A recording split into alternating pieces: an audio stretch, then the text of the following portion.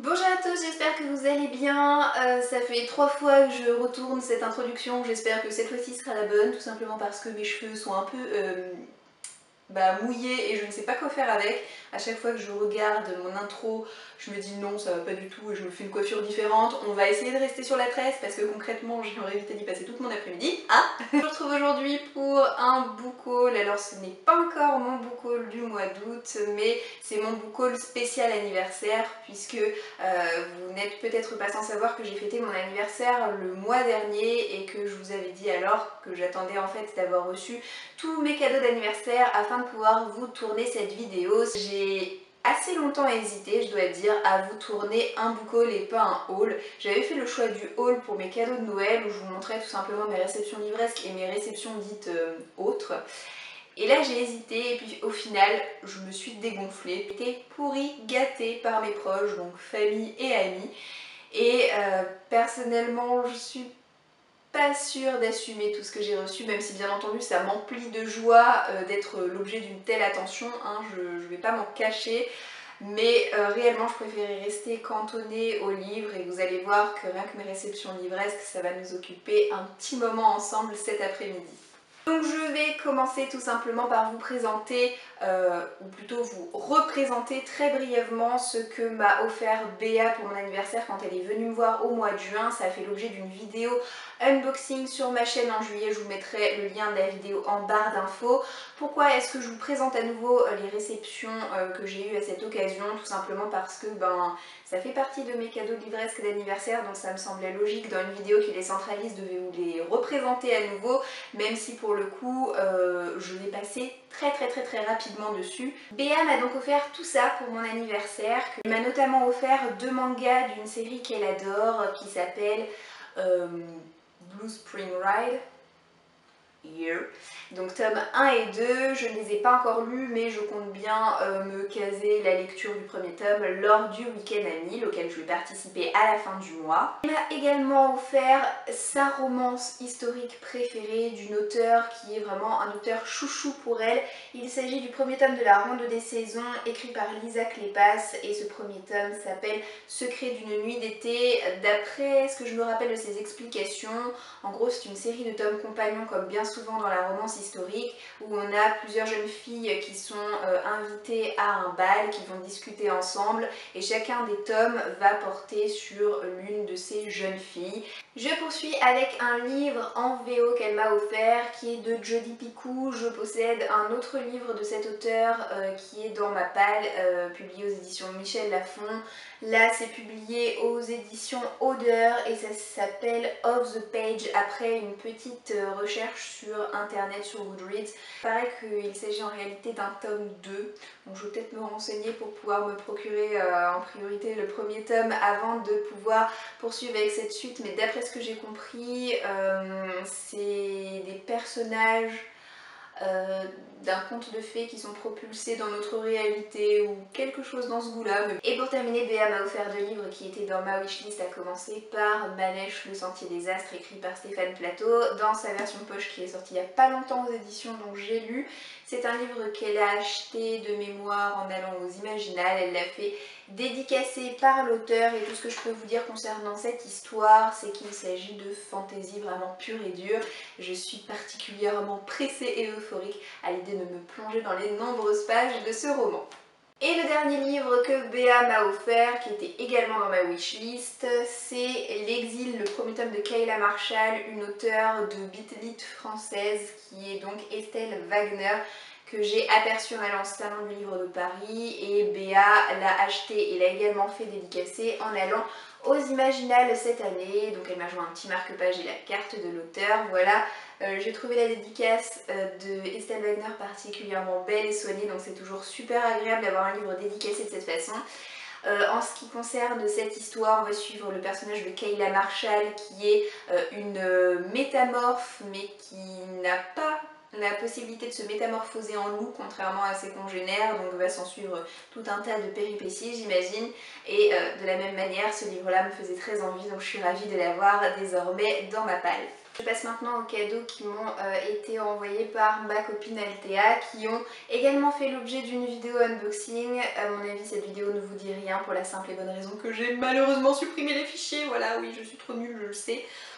C'est-à-dire que j'avais filmé face caméra l'ouverture du colis qu'elle m'a envoyé par la poste via Amazon et vous vous doutez bien que tel que vous me connaissez, j'étais hyper euphorique, hyper excitée en déballant les cadeaux qu'elle m'a fait.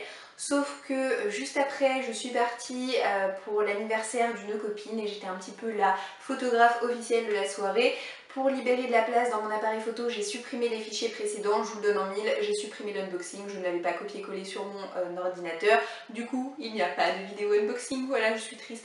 Mais ça ne m'empêche pas de vous présenter quand même ce qu'elle m'a offert. Hein. Elle m'a offert un grand format, il s'agit de The Air E-Braces, écrit par Brittany C. Cherry, c'est sorti aux éditions Hugo Roman. C'est vraiment un des romans qui me tentait énormément parmi les publications récentes de Hugo Roman. Dans cette histoire, on découvre Tristan et Elisabeth qui ont comme point commun d'être voisins, mais également d'avoir perdu tous les deux un être cher. Autant Tristan s'est complètement renfermé sur lui-même et un petit peu exclu du monde extérieur, autant Elisabeth tente de faire face tant bien que mal parce qu'elle a une petite fille qui s'appelle Emma et quand on a un enfant à s'occuper, et on n'a pas la possibilité de trop s'apesantir sur son deuil, sur son chagrin. La vie suit son cours et pour sa fille, Elisabeth tente vraiment de faire bonne figure. Et ces deux cœurs brisés vont bien entendu nouer certains liens l'un et l'autre. On se doute d'avance de l'issue de l'histoire, mais ça n'empêche en rien le fait que ce récit me tente énormément. Althea m'a offert 2 livres de poche, notamment la dernière parution de Lisa Kleypas. Il s'agit de sa nouvelle saga historique qui s'appelle Les Ravenel et le premier tome s'appelle Cœur de canaille. Alors c'est sorti aux éditions J'ai lu et bien entendu je préfère cette couverture en comparaison de La Ronde des Saisons qui m'a été offert par Béa. Il faut dire que c'est une couverture qui est quand même beaucoup plus actuelle. Hein. Je pense que le message des copines c'est lis un Lisa Kleypas. Voilà, donc les filles, je vais m'exécuter sous peu, ayez confiance en moi. En tout cas, je remercie une fois de plus Althea de m'avoir offert ce livre-là. Le dernier livre qu'elle m'a offert, il s'agit du premier tome de la saga d'Urban Fantasy L'Exécutrice. C'est écrit par Jennifer Estep. J'aime beaucoup les illustrations de couverture de tous les tomes de cette saga. Alors c'est une saga un petit peu à rallonge, je ne sais plus combien il y a de tomes au total et je me pose la question à savoir si les éditions J'ai lu continuent à éditer ou pas les tomes de cette série puisque je pense qu'ils en ont édité 5 ou 6, quelque chose comme ça. Et au bout d'un moment, ils ont arrêté, mais ça continue à être publié en VO, donc je verrai bien ce qu'il en est. En tout cas, c'est vraiment une série qui m'intéressait beaucoup parce que on a une héroïne qui est une tueuse à gages. Elle a un caractère fort, bien affirmé, elle a des capacités physiques absolument hallucinantes, en même temps c'est une tueuse à gages et c'est un univers voilà, qui me faisait très envie de découvrir, donc je suis absolument ravie d'avoir ce livre en ma possession. Autrement, j'ai une de mes collègues qui sait à quel point j'aime la lecture et qui m'a offert le dernier tome de la trilogie La 5e vague écrit par Rick Yancey. C'est sorti dans la collection R de Robert Laffont. Concernant la 5e vague, j'ai adoré le premier tome.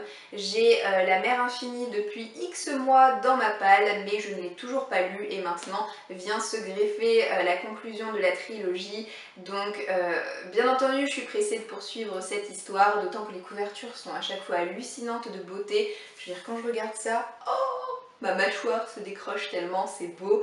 Je vais pas vous refaire le pitch de la 5e vague, je veux dire tout le monde ou presque connaît cette histoire. On est dans de la science-fiction, c'est une histoire avec des aliens qui envahissent le monde et on a un groupe de survivants qui tentent de survivre, hein, tout en éradiquant les méchants et voilà, je suis très pressée de lire la suite et je suis absolument contente d'avoir le fin mot de cette histoire, comme ça lorsque le temps sera venu je pourrai le lire. Je passe maintenant aux cadeaux d'anniversaire livresques qui m'ont été offerts par les membres de ma famille. Mon mari m'a pas mal gâtée et il m'a même offert un livre. Donc le livre qu'il m'a offert c'est Everything Everything, sorti aux éditions Bayard, écrit par Nicolas Youn. Ce livre je l'attendais avec impatience. Déjà je suis absolument amoureuse de cette illustration de couverture, je la trouve super originale. C'est un livre qui parle de maladie. Alors oui, je vous vois venir. Quoi, un livre de maladie alors que tu détestes les livres de maladie? Oui, je sais, je suis faible, mais en même temps j'ose espérer que ce livre-là se terminera bien. et non pas par un décès dans d'atroces souffrances. En tout cas, je l'espère, parce que c'est vraiment dans ce but-là que je l'ai ajouté un beau jour à ma wishlist. En gros, on va suivre la vie de Madeleine qui a 18 ans, qui n'a jamais mis les pieds en dehors de sa maison pour la simple et bonne raison qu'elle souffre de la maladie de l'enfant bulle. Alors vous savez, c'est cette maladie assez particulière où le moindre contact avec l'extérieur peut être fatal. Et un beau jour, une nouvelle famille va emménager à côté de la maison de Madeleine et je vous le donne en mille, je ne vous en dirai pas plus, mais on a déjà deviné ce qui va se passer par la suite, voilà. En tout cas, j'espère que ce livre est trop bien parce que j'ai lu des avis très enthousiastes concernant cette histoire et je me suis fait toute une montagne. Je ne sais pas encore à quelle occasion je vais pouvoir le lire, mais réellement je suis super pressée, donc j'espère que ça ne tardera pas trop non plus. Il y a des petits dessins dedans, j'aime beaucoup. Oh, c'est cool! Ah ouais! Oh, il y a un poisson! Mes beaux-parents m'ont offert 3 livres, rien que ça. Ils m'ont offert le cercle littéraire des épluchures. Non, j'en oublie la moitié. Attendez, je la refais. Le cercle littéraire des amateurs d'épluchures de patates. Mais qui est-ce qui a eu l'idée de faire un titre aussi à rallonge que celui-là? Donc c'est écrit par 2 auteurs, Marianne Schaeffer et Annie Burroughs, et c'est sorti aux éditions 10-18. Alors c'est déjà sorti dans d'autres éditions. Celle-ci est la plus récente. Je suis tout simplement tombée amoureuse de cette couverture que je trouve super dynamique et Pepsi au niveau des couleurs. Du coup, quitte à l'avoir, je le voulais comme ça et je l'ai eu comme ça, donc je suis ravie. Je pense que la plupart d'entre vous avaient déjà lu ce livre depuis une éternité parce que ça fait vraiment un bout de temps qu'il est sorti. Attendez, je vais essayer de trouver depuis combien de temps est-ce qu'il est sorti en France. 2008. On va suivre dans cette histoire une auteure de romans à succès qui va établir une correspondance avec des personnes qui vivent sur une île et dont elle souhaite s'inspirer pour écrire son prochain roman. Donc l'originalité de ce récit, c'est que c'est un récit épistolaire, donc on a vraiment que des lettres, une succession de lettres, donc c'est vraiment une correspondance.